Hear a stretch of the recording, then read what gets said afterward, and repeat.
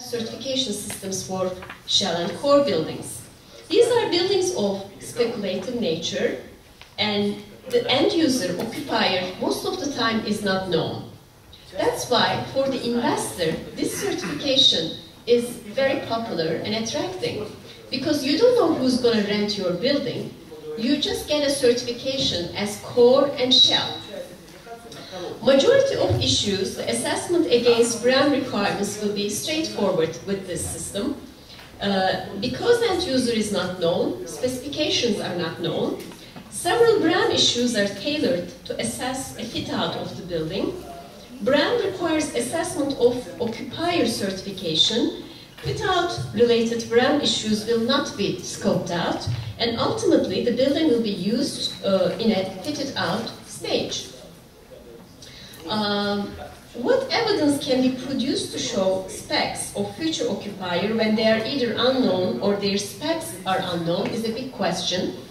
That's why BREEAM gives 4 different alternatives for the tenant. You can pick and choose. And when you choose those options, the credits change automatically. And you can help more to the client with making him select what he wants. When we look at the BREEAM assessment process, it is a long process, especially if you're applying for a BREEAM bespoke certification. It may take 3 to 4 months for them to create your criteria. Because if you start earlier, it's much better for the process. Because once these bespoke criteria come, that's when you have your stakeholders including them in your design. When we look at the BREEAM assessment process, there is a pre-assessment estimator, which means the assessor goes, have the first meeting with the client and the designers, and they want to learn how is our conceptual design look like? What is my BREEAM score? What may it be? So you run an initial analysis. This is optional, but it helps us a lot. And then the design and procurement stage starts, and you have your Excel sheet, the assessor, and you start your real assessment. But the initial assessment gives you an idea. And then once you get your interim certification, you start your post-construction assessment, but the majority of the work is done once the job is completed. That's why when you're doing BREEAM assessments, your proposals should include a 3-4 month period after the post-construction stage, construction stage is over, because you are working as an assessor during the post-construction stage. I want to go kind of faster and focus more on the criteria, really. Let's go to management. When we look at the management credits, probably the most important thing is the commissioning one. Same in LEED, we have a word commissioning. In Turkey, we didn't have a translation for commissioning. Do you have one in Kiev? Commissioning? Commissioning seems like a word that's very coming from North America.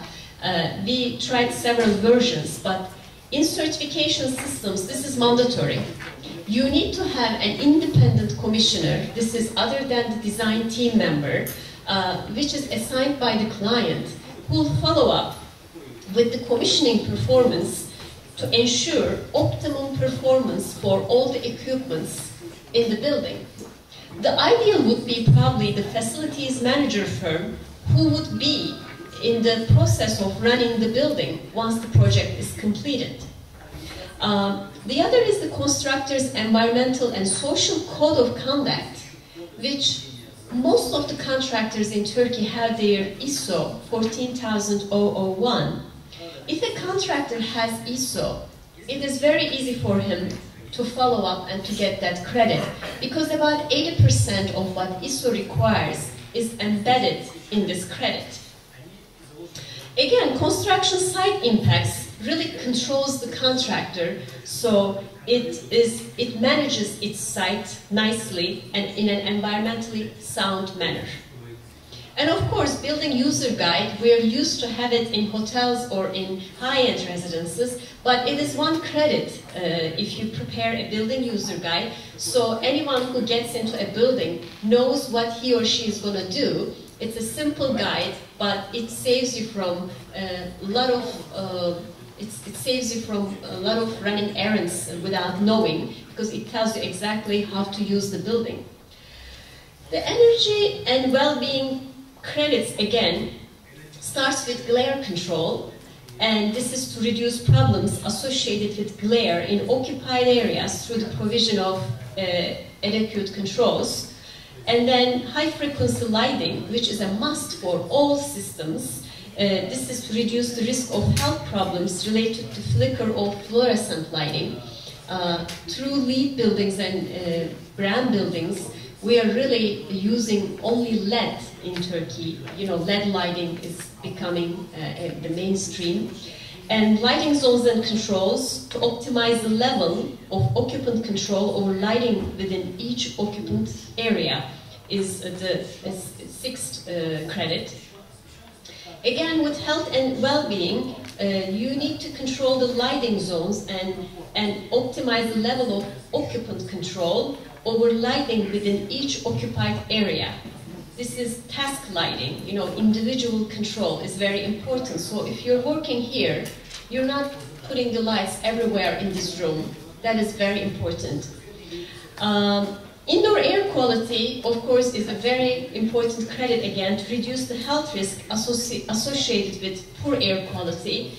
And this has many parameters, starting from using the right materials, right paintings. For example, paintings, most of the paintings have VOC. What is VOC? Volatile organic compounds.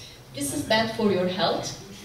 And now, if you're buying paint, you can ask easily to your salesperson, you want water-based paint, you want VOC-free paint. It's as simple as that.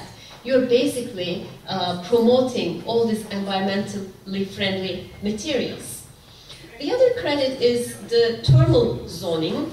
This encourages the provision of user controls which allow independent adjustment of heating cooling systems within the building. And the other one, the tough one, is the microbial contamination. This is a hard credit to get. This ensures the building services are designed to reduce the risk of legionellosis. This is like an illness, okay, in operation. Let's look at the energy credits, which are very important again. The first is the sub-metering of substantial energy uses. I'm sure a lot of you are familiar to that by now, but this is a provision of direct sub-metering of energy uses within the building. Low or zero carbon technologies helps you reduce carbon emissions and atmospheric pollution by encouraging local energy generation from renewable sources to supply a significant proportion of the energy demand. And lifts, of course, escalators and lifts have to be energy efficient. It recognizes and encourages the spec of energy efficient transportation systems. A lot of companies now, I don't want to give brands, but they're talking about green discs, green lifts, green elevators, which is great. Transport, again, if you're lucky, your building is located in the middle of the city, then a lot of, we say, low-hanging fruits are there. You can get many credits by building in the city, in the heart of the city.